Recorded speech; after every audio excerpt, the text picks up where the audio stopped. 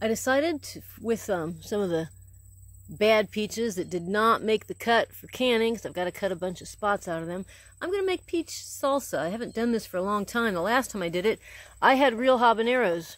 Well, this time these are fake habaneros, so I need to use something else for heat. But I can't use the Fresnos because, well, I did something like that last week and it turns out to be a very muddy color. I would like this to be an orange color, so I'm using orange sweet peppers, and then I'm going to use these, whatever they are that I have no idea. I mean, they start out white and they will eventually turn red. We'll see how much heat there is. If there's not enough heat, I'll have to add a little hot sauce to them. So I did another, I don't know how many quarts, 20 quarts of peaches today, and with these leftover peaches and some hot peppers, I'm going to try a little peach salsa.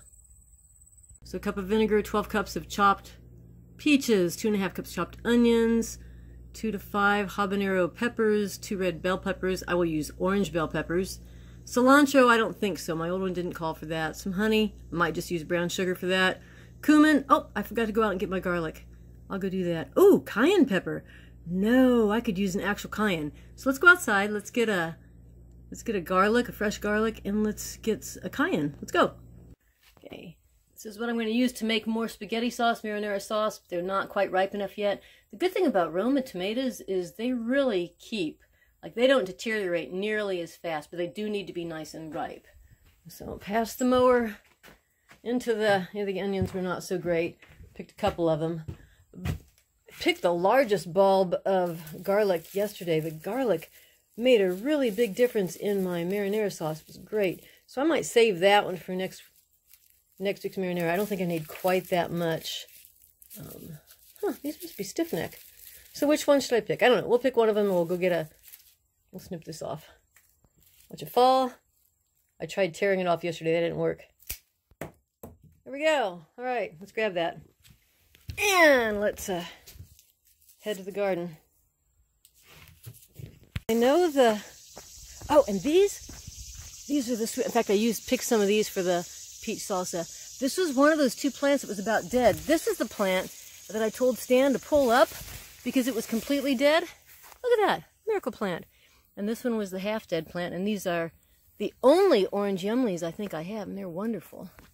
Okay, so that's not it. Is it on this side? They're long and skinny. I thought I saw some there. I thought I saw some red ones. Not quite red enough. Almost red enough.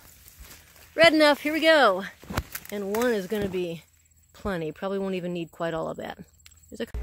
I did not quite have enough bad peaches, so I'm 2/3ing the batch, or I'm trying to do 2/3. So instead of 12 cups of peaches, I have 8 cups. And everything else, kind of 2/3, sort of. We'll see how it works. So what do we do now? I put them in the vinegar, add everything else, boil it, and then I want it smooth, so I'm going to put it in the blender, and then I'll can it. This recipe did not call for any salt, and I feel like that's a big mistake. So I looked at the other recipe and kind of compared quantities, so I added a tablespoon of canning salt to this. Okay, we've got the peaches, the vinegar, the onions, and the garlic. I used the microplane to make the garlic really, really fine. And these are the 2 peppers I chose. Yeah, I know there's 4. But aren't they beautiful? Really pretty orange color. Will go well with the orange color of the peaches. Oh, looks like I got the cumin in there also. And instead of cayenne powder, a few little slices of fresh cayenne. Chop up some fake habanero peppers too, to cut the top off, get the seeds out. I'll show you what they look like. They're kind of a mess. So, yeah, that's what they look like. And then those mystery peppers that are hot, and I have no idea what they are. But they shouldn't turn it too much of a color since they're kind of neutral, kind of white. I just discovered a new trick. If you don't have a grapefruit spoon, and you do have a melon baller, that works really well too, to get the seeds out of the small peppers. Everything's in there? No, wait, that's the garbage. Everything's in here. I'm just going to cook it for 10 minutes. Yeah, I've got the first batch blended. I'll have to mix them all together then. This is what it looks like. It's kind kind of runny. I know it'll thicken up once it's in the refrigerator, once it's cold. I tasted it. It's got a kick to it. I think that maybe it needs just a little bit more salt, though. I had a tablespoon in there. I'm going to add another teaspoon to the whole batch. But it's good.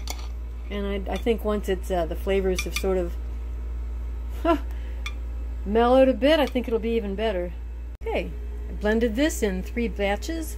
One thing you want to know is when you're blending something hot like that, you're going to want to put towel over the lid and hold on to the lid so you don't have hot liquid splashing up. And don't start on high. Start on a lower speed and gradually increase it until you have a nice puree. I'm going to cook this down just a little bit. And if I had pecked into this, it would look a lot like my peach jam. Boy, would that be a mean trick to play on somebody. They think they're getting a peanut butter and peach jam sandwich, and instead they've got hot salsa. We won't do that. No, that would be mean. We won't do that, will we? Nah, no. And here's the finished product. Made about 5½, almost 6 pints. I had a little bit of extra that I put in the refrigerator. We'll see what it tastes like once it's cold. See how it thickens up. Now all I have to do is just wipe off the rims, put the lids and rings on, and steam bath it for 15 minutes